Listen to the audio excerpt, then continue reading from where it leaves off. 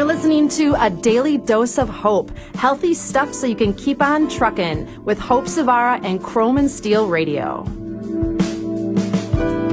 Welcome back to A Daily Dose of Hope with Hope Savara on Chrome and Steel Radio. I have a great show for you today, and I have a very special guest, a local business owner in my area, Wendy. Her and her husband own a adorable gift shop called Faith and Giggles, but we're not here to talk about Faith and Giggles today. We are here to talk about a really important topic in the trucking community, but really this is a global issue. This could be something in your backyard that you don't even know anything about. So we're here to bring you guys some self-awareness because this is important to your health. This is important to your community's health and well-being. And so I'm excited to have Wendy here. Wendy is a part of Washington County Anti-Trafficking Advocates, and she's here to talk to us today about some pretty important stuff. So Wendy, thank you so much for being here. Why don't you tell the listeners a little bit about yourself and maybe what you do and what you're involved in. Sure. Thanks for having me. First of all, I appreciate that. Always love to have the opportunity to talk. And we talk a lot about this topic across the counter. I mean, we're there as a gift shop, but we do a lot of conversation about this human trafficking issue. And most of it because people ask. They're becoming more educated and they're asking more questions. So that's fantastic. We got started through with this whole cause because we met a man who has an organization in Milwaukee called the Franciscan Peacemakers, and they have a street outreach. So they're working in Milwaukee on the streets where there's a lot of prostitution, and they reach out letting them know that they are valued and they have worth, and letting them know of their services that are available, which for them, they have street outreach, which they offer like lunches and things like that. Very, very, very basic needs. But they also have a long-term residency program, and they also have this social enterprise. So one of the things with victims or survivors of a trafficking or a sexual exploitation is for moving on for their healing is having a purposeful work, job. So they offer that. They make these beautiful lotion soaps and bath bombs and products, and that's what we sell in our store. However, so my point is that this was one organization that came in, Deacon Steve, and he was introducing us about his product and about the cause, and we really knew nothing about human trafficking. I mean, I thought, like everyone else, it was happening in another country with those people somewhere else. Oblivious. You're like, oh, it's not right in front of me, so you think that it doesn't exist. And for those of you that don't know, so I'm based in Wisconsin. Wendy is based in Wisconsin. We're just a little bit north of Milwaukee. So she's talking about the Franciscan Peacemakers that are actually located in Milwaukee, which is about 2 hours north of Chicago. And so you met, what was the deacon's name?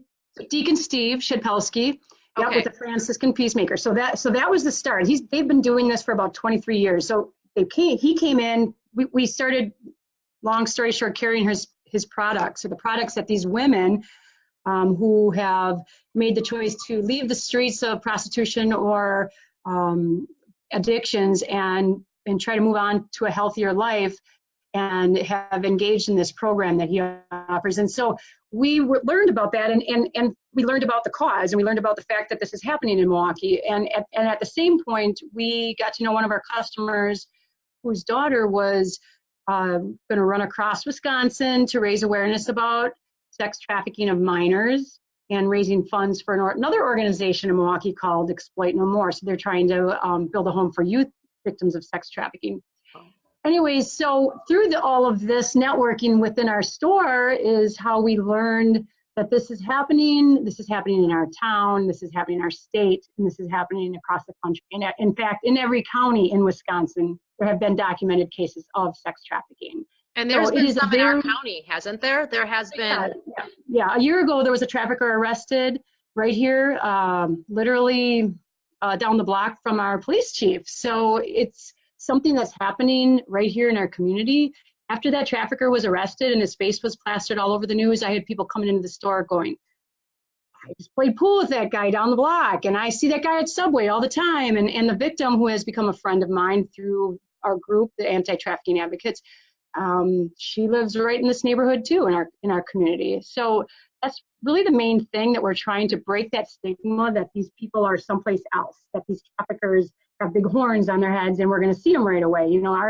Our main job is to educate the community, or our purpose for our organization is to educate the community about the fact that they're living here within our community, and they look like the rest of us. And they're not just low and, and I don't mean this to sound, but it's not like they're homeless. It's not like they're all, living under a bridge. These are people that could have gone to a great school. They come from a great family, they have all the amenities that they need, and they're still a part of this. They still get in this circle, and this is unacceptable. This should not be happening in a first world country like this. This just should not be. And it all comes down to greed. It's all about money. It's all about first of all, there are men who want to purchase human beings for sex.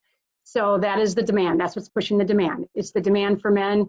And I say men because it's pretty much predominantly men. Yeah, it's who are the buyers, and that's where the demand comes from. So the demand for pornography, the demand for purchasing human beings for sex, that is huge. It's exploding because of the internet, and it's also the demand is getting younger, and that demand is getting supplied because of the internet, social media. And I do a lot of presentations on the dangers of social media, like not trying to, because I love, as we are using social media for great things, I use it too, and I love it, and I tell parents all the time, I am not saying bad kids are using social media, I'm saying good kids are using it and they're being victimized by bad people. And so we need to, just like you would educate somebody to drive a car, they would have to go through lessons and training. I tell parents, before they have technology in their hands, they need to go through some training. There's a website that I recommend, it's called youcan'tgroomme.org. And that is a website that is created by a survivor of sex trafficking who is groomed online.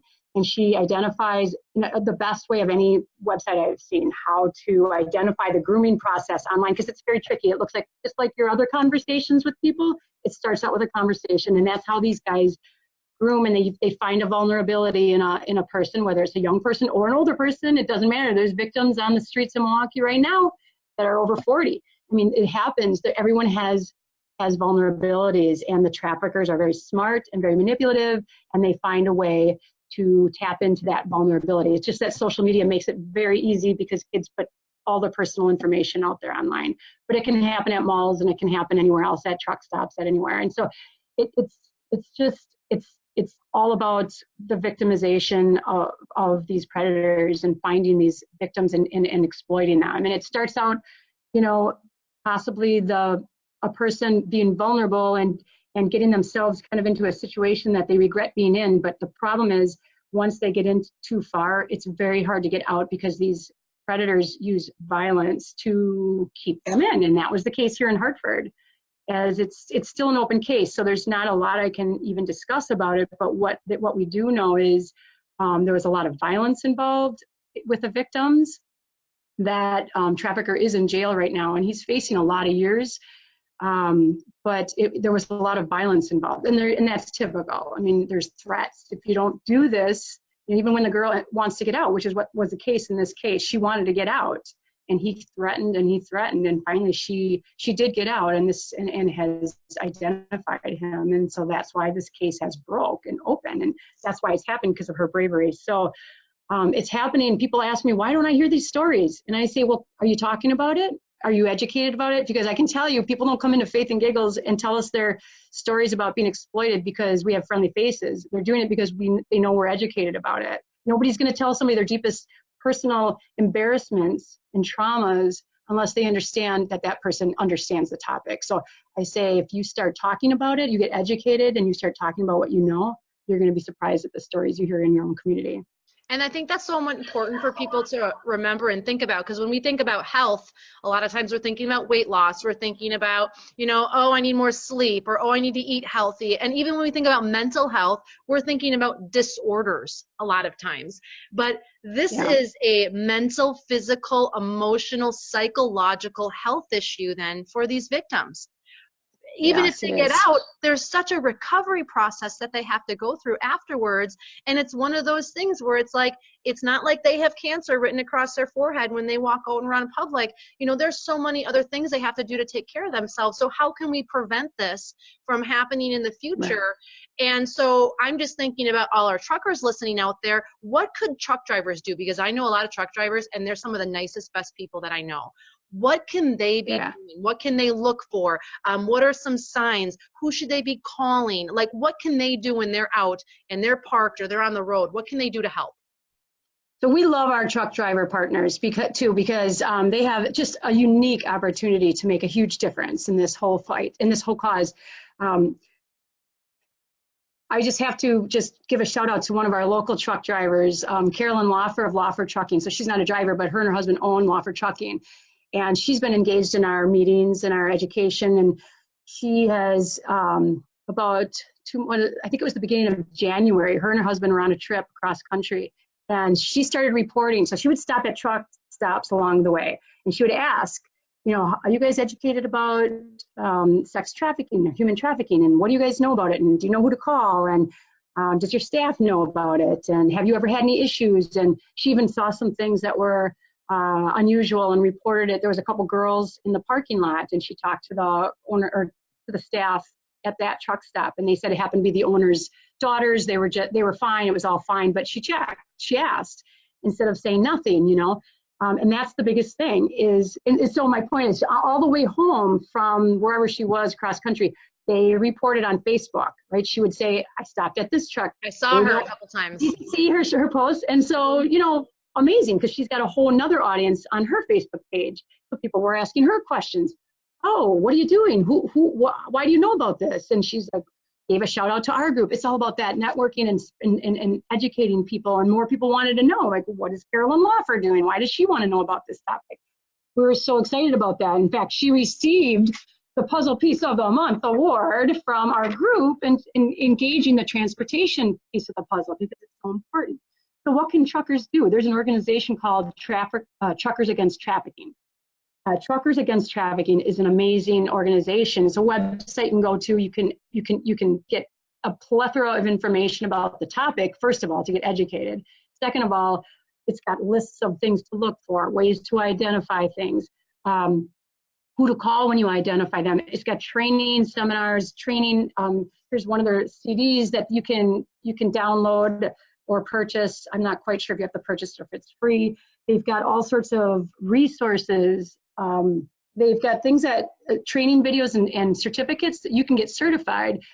I just saw that there's a number, I'm looking here, over 700,000 truckers are TAT certified.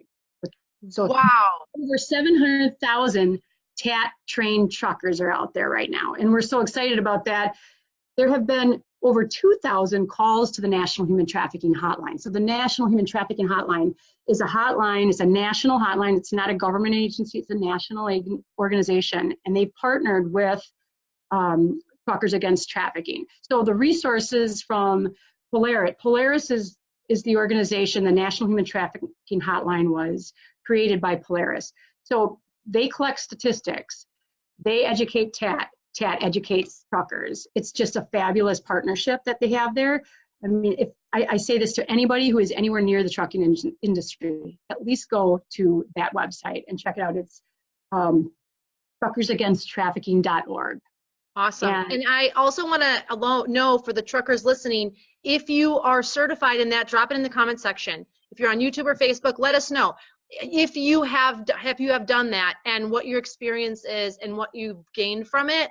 And if you haven't, drop it in the comment section. Are you someone that is interested in learning more about that? Because this is a conversation that's going to start with you guys while you're at the truck stop. This is going to start with you guys and gals while you're supporting your fellow drivers. When you see something out there that doesn't look right, I would rather be wrong than never say anything. Absolutely. There have been over 1,000 victims identified because of truckers making the call. Educated truckers, who have been like, something doesn't look right. You guys know, you women know, we know. We don't give honor to our gut nearly enough. I believe and that's everybody, not just truckers. Like, you see something out on the road that doesn't look right. You see a young girl with an older guy. That's not right. You say, oh, maybe it's fine. I don't want to say anything. I don't want to call attention to it. I could be wrong. You know what? So what? You call a National Human Trafficking Hotline. It's just another person on the other line. You give them the information. I've done it myself for situations that I found were not right. It's 1-888-373-7888. I have it in my phone. I always encourage people, put it in your phone now. Just do it. That way, if you see something, you got it on hand, and you just make that call and you talk to another person. You can be anonymous, you can identify yourself, and they're just going to kind of walk you through it. It's a person like you and I who are talking to you, and they're happy you're calling. So it's, some people are kind of afraid to call, like they're going to start something that they don't know if they can finish. Just call it. It's nobody on the other line that's going to be scary or anything like that. They're not going to hook you into anything and commit you to anything. But there could be other calls about this particular license plate number. There could be calls, and it's a whole networking, connecting the dots. If they've got a case number. Now, if somebody else calls down the road, they can connect it with that one, and eventually they can create some sort of, if there's a missing kid, because a lot of times these runaways, people like to mark them up to, hey, when they get hungry, they'll go home. Well, guess what? Not if somebody else supplies some sort of need for them. If somebody else is feeding them and talking them up and telling them how beautiful they are, you know what? They're going to go with them. It's not that hard. These traffickers know that. And a lot of times they end up taking these girls to truck stops or places like that, or they're moving them from city to city, county to county. So they're on the highways, and they're moving on the highways a lot, sometimes 2-3 girls in a car. One of the survivor women that I know personally from Hartford area, went to Hartford High School, and she said she was on the road a lot. They took her from one state to the next, and that's how they kept moving, because then it makes it easier. You don't, if people get suspicious in one area, and they keep moving you, and that way it's hard to get caught.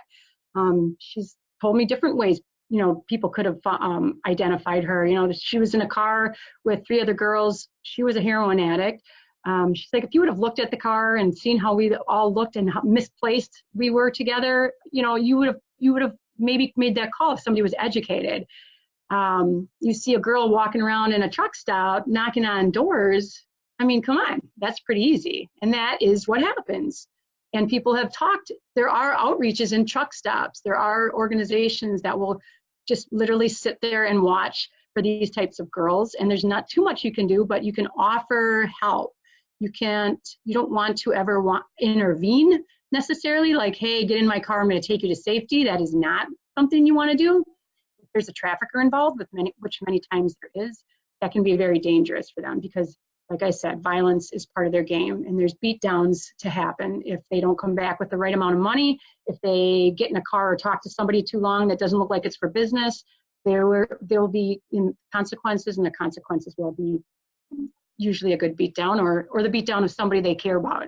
So it's a very violent thing, and we don't see that. We don't see that part of it. Can you tell us a little bit about our local organization, Washington County Anti-Trafficking Advocates? What are some of the things that our organization is doing to be able to help get this under control and help bring these girls out of this ring? So one of the things I want to just mention, Hope, when you said about the prevention part, that's the word we want to focus on. That's the word we focus on, is the prevention element, because we know, like Deacon Steve that I talked about in the beginning, he's on the other end of it. He's on the end where they're in that life now, or they're coming out of it, and that is a very difficult thing to deal with. That healing process, it doesn't stop. It goes on. Healing from cancer. This is like, yeah, this is exactly. like 10 times, even sometimes more. Exactly, multi-layered. The women in this organization, I'm on the board of it, so I know these women, and I have become friends with some of these survivors, and everyone is different. Every story is different, but their healing process is so painful to watch, and they go in and out of different levels of healing.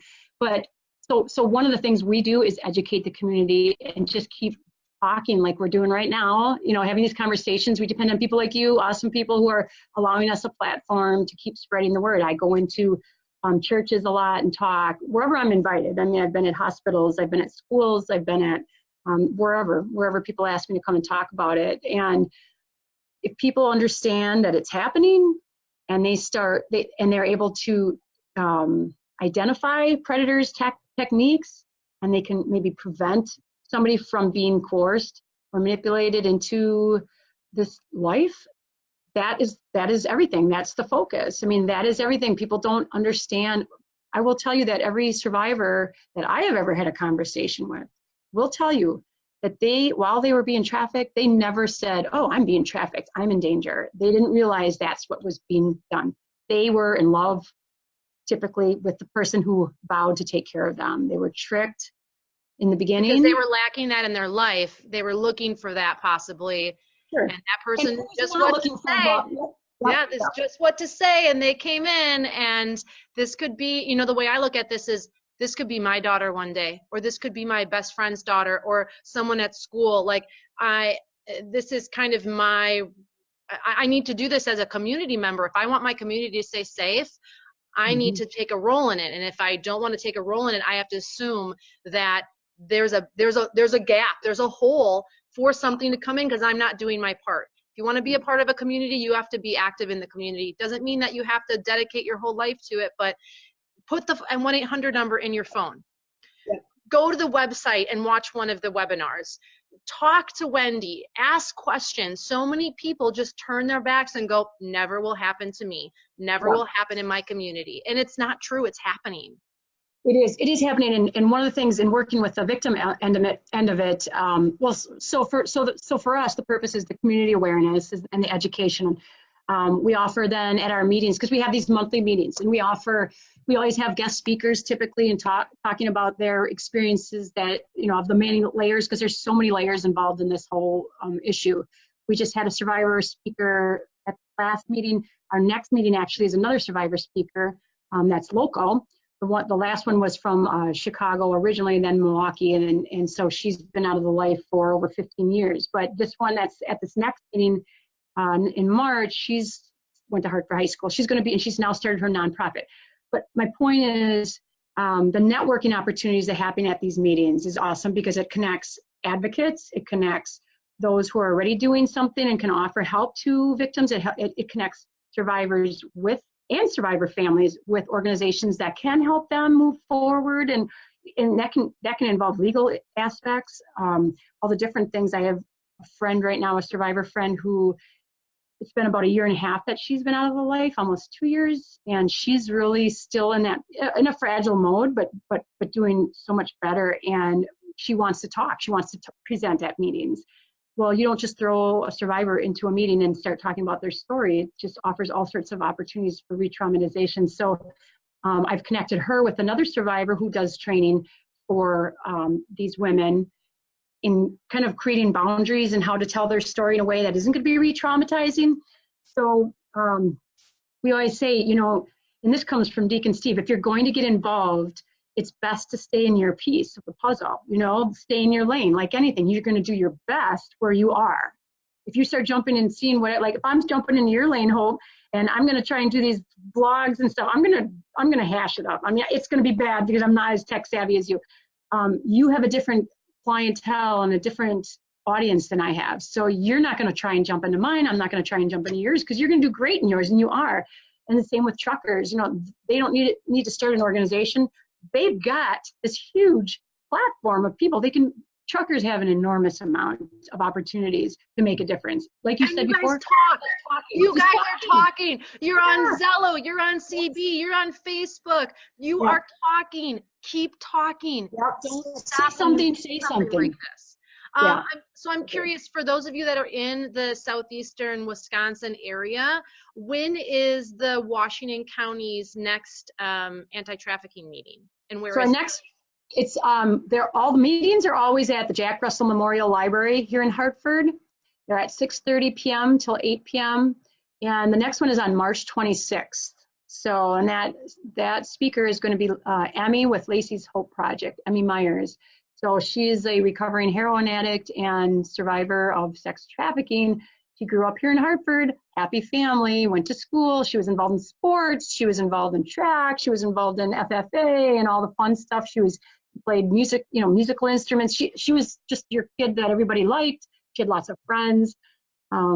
She met a guy, and things turned. And it was, for her, it's a process. It didn't happen overnight. It never does. It never happens overnight. I know people like to think their kids are immune because they have certain family values. They have certain, they're watching them, they're at home, they're being supervised. But I will tell you that, I will just say, there's a statistic I use in my social media presentations. 70% of trafficking happens online, or started out online. Of that, 42% of victims of online sex trafficking. All right, so 42% of victims of online sex trafficking never even met their trafficker, because you can be trafficked through your images as well. So it's called, sextortion. You're convinced through a friendship with your boyfriend or whatever to send a couple pics. And then eventually those pictures become the property that they're going to use to exploit you. If you don't send me more, I'm going to send these out to all your friends. And so the victim has a lot of shame. They send a few more thinking it's going to go away. And that eventually those images can be sold and are sold online. And it all goes back to the greed. It's $1 billion business. So the point being that just because you think your kids are safe because you have a happy family and you're supervising, the thing is these guys are tricky, and they're not always men. The groomers many times are women. And in fact, one of my survivor friends, it was a couple of them actually, it was women who groomed them to begin with. So there's so many elements that you cannot believe. You have to learn about it. And when you learn about it, you're going to understand like how somebody does not wake up one day and just become so go. What is the website again? You were talking about the trucker anti-trafficking. What was that again? So it's Truckers Against Trafficking. Okay. And the website is truckersagainsttrafficking.org. Okay. I want you guys to go to that. That's your challenge today. When you're on your break, when you're parked for the night, go to that website, check it out, read information on there, get educated so that you can educate other truckers. You can share that knowledge when you're sitting and eating, when you're in line getting your bottle of water, not your soda, and you're doing that because that's what's going to stop this. That's what's going to make this difference. If you're in my local area, definitely hit me up, let me know, and I can definitely put you in touch with Wendy as well if you're looking for more information. But you got to start talking about this. Don't make this a taboo topic. Don't make this an uncomfortable topic. It's only as uncomfortable as you don't talk about it. So bring it up in conversations, educate people, and we can start making a change in this so that your child, your niece, your nephew, your granddaughter, your neighbor's friend does not get caught up in this. This is unacceptable. This has to stop. Wendy, thank you so much for being on today. Any last words for the listeners? How can they reach out again to the Washington County anti-trafficking advocates? How can they get them? How can they work with them? So we have a Facebook page, and that's where we do most. So Washington County Anti-Trafficking Advocates. Go to the Facebook page, like it, follow us. We post all of our meetings. We post other information, really important articles that are happening, other tips for keeping your kids safe. Lots of information there. We love getting people on our email list.